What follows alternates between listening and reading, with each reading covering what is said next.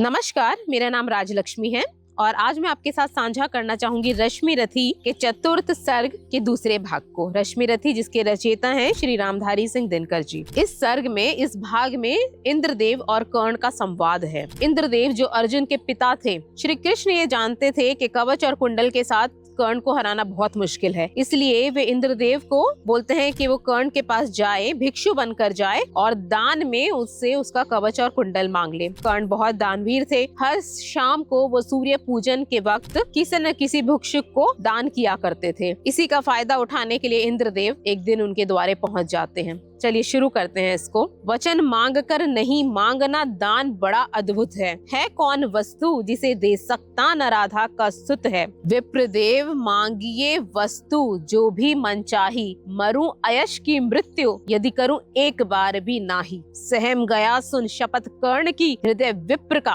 ब्राह्मण का हृदय विप्र का डोला। नयन झुकाए साहस समेट कर भिक्षु बोला, धन की लेकर नहीं भीख मैं घर भरने आया हूँ और ना ही नृप को राजा को अपना सेवक करने आया हूँ। यह सब मुझको नहीं चाहिए, देव धर्म को बल दें, देना हो तो मुझे कृपा कर कवच और कुंडल दे।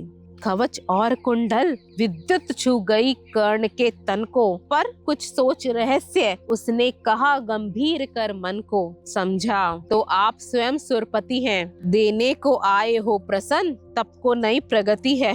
धन्य हमारा सुयश आपको खींच मही पर लाया, भीख मांगने आज सच ही स्वर्ग धरती पर आया। क्षमा कीजिए इस रहस्य को तुरंत न जान सका मैं, छिपकर आए आप इसी से नहीं पहचान सका मैं। दीन विप्र ही समझ कहा धन धाम धरा लेने को, था क्या अन्यथा मेरे पास सुरपति को देने को। केवल गंध जिन्हें प्रिय उन्हें स्थूल मनुज क्या देगा, और व्योमवासी आकाश में रहने वाला भला धरती से दान भला क्या लेगा। फिर भी भिक्षुक बनकर इंद्रदेव यदि हाथ पसारे, जो भी हो इस सुयोग को हम क्यों अशुभ विचारे। अतः जो मांगा है आपने दान वही मैं दूंगा। शिवी दधीची, शिवी एक राजा थे और दधीची एक महान ऋषि थे। उनके दान की कहानियां बहुत प्रसिद्ध हैं, फिर कभी बताऊंगी आपको। शिवी दधीची की पंक्ति छोड़कर जग में अयश न लूंगा, पर कहता हूँ मुझे बना निस्त्राण छोड़ते हैं क्यों। कवच और कुंडल लेकर ये प्राण छोड़ते हैं क्यों। यह शायद इसलिए कि अर्जुन जिए आप सुख लूटे, व्यर्थ न उसके शर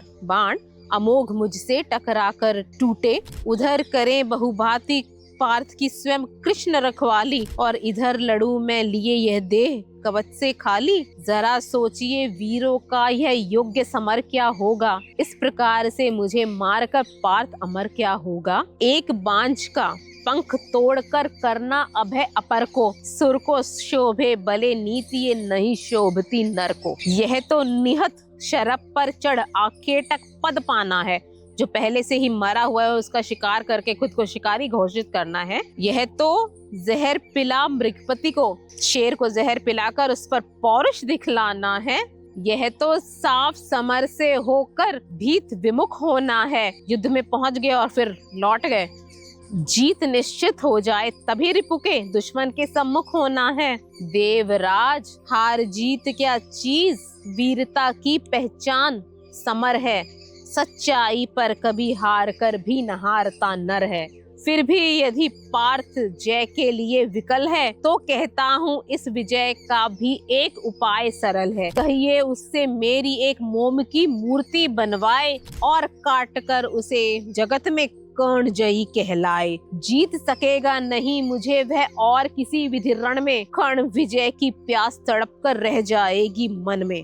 जीते जूझ समर वीरों ने सदा बाहु के बल से, मुझे छोड़कर कौन रक्षित जन्मा था कवच कुंडल से। मैं ही था अपवाद आज वह भी विभेद हरता हूँ, कवच छोड़ अपना शरीर सबके समान करता हूँ। अच्छा हुआ आप मुझे समतल पर लाने आए, हर तनुत्र दैवीय मनुज सामान्य बनाने आए। अब न कहेगा जगत कर्ण को ईश्वरीय भी बल था, जीता वह इसलिए कि उसके पास कवच कुंडल था।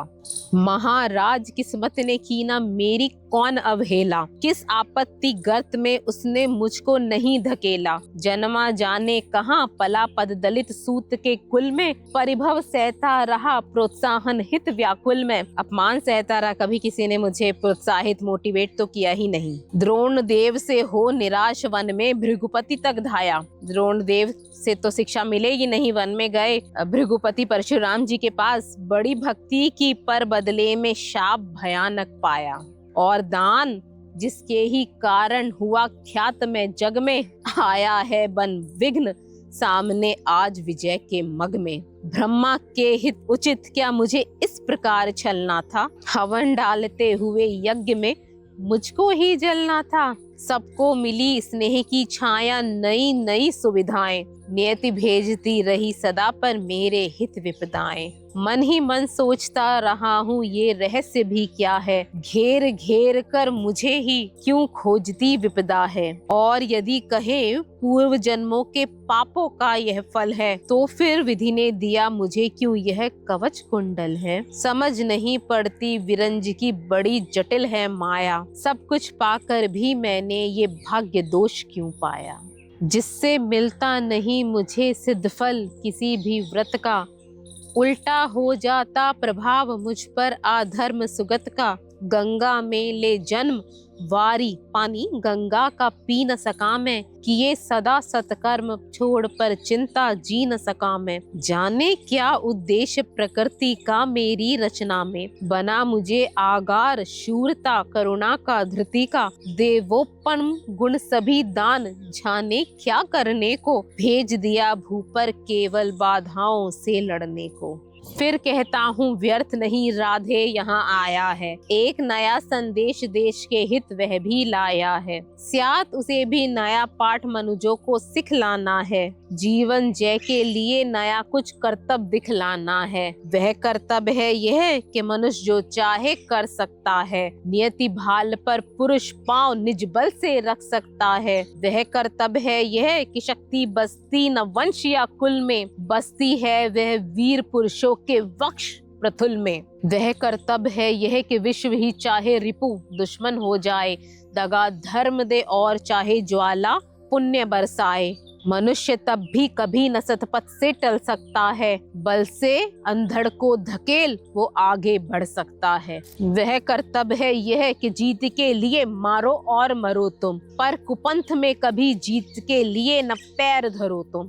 वह कर्तव्य है यह कि सत्य पथ पर चाहे कट जाओ, विजय तिलक के लिए करो में कालिख पर न लगाओ। देवराज छल छदम स्वार्थ कुछ भी न साथ लाया हूँ, मैं केवल आदर्श बस उनका बनने आया हूँ। जिन्हें नहीं अवलंब दूसरा छोड़ बाहु के बल को, धर्म छोड़ कर नहीं भजते जो कभी लोभ से किसी छल को। मैं उनका आदर्श जिन्हें कुल का गौरव ताड़ेगा, नीच वंश जन्मा कहकर जग धिक्कारेगा। जिन्हें समाज की विषम वहिनी में चारों ओर जलेंगे, पग पग पर बाधाएं झेलते हुए निसीम चलेंगे। मैं उनका आदर्श किंतु जो व्यथा न खोल सकेंगे, पूछेगा जब किंतु पिता का नाम न बोल सकेंगे। जिनका निखिल विश्व में कहीं कोई ना अपना होगा, मन में लिए उमंग जिन्हें चिरकाल कल्पना होगा। मैं उनका आदर्श किंतु जो तनिक न घबराएंगे, श्रम से नहीं विमुख होंगे जो दुख से नहीं डरेंगे, सुख के लिए जो नर पाप से संधि नहीं करेंगे। कर्ण धर्म होगा धरती पर बलि से नहीं मुकरना, जीना जिस अप्रतिम तेज से उसी शान से मरना। मुझको छोड़ मुझे न सहारा और किसी संबल का, बड़ा भरोसा था लेकिन इस कवच और कुंडल का। पर इनसे भी आज संबंध दूर किए लेता हूँ, देवराज लीजिए खुशी से महादान देता हूँ। यह लीजिए जीत कर्ण की, जीवन कर्ण का और जीत कुरुपति की। कणिक रचित निश्रेणी अनुपम निज सुत की उन्नति की, हेतु पांडवों के भय का परिणाम महाभारत का। अंतिम मूल्य किसी दानी जीवन के दारुण व्रत का। जीवन देकर जय खरीदना जग में यही चलन है, विजय दान करता न कोई प्राण को रख कर जन है। पर प्राण रख कर प्रण अपना आज पालता हूँ मैं, पूर्ण आहुति के लिए विजय का हवन डालता हूँ मैं।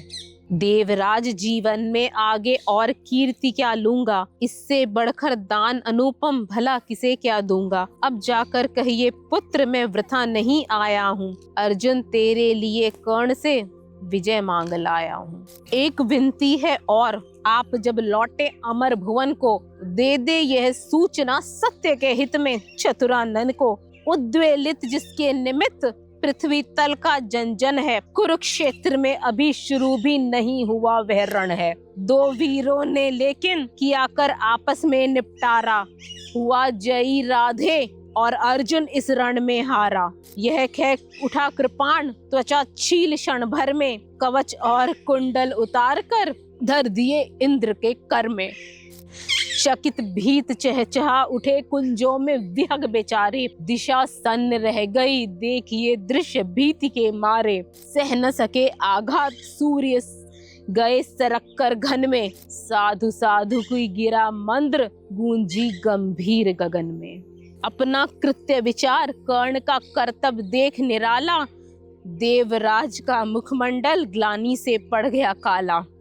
क्लिन कवच को लिए हुए किसी चिंता में मगे हुए से, ज्यों के त्यों रह गए इंद्र जड़ता में ठगे हुए से। धन्यवाद।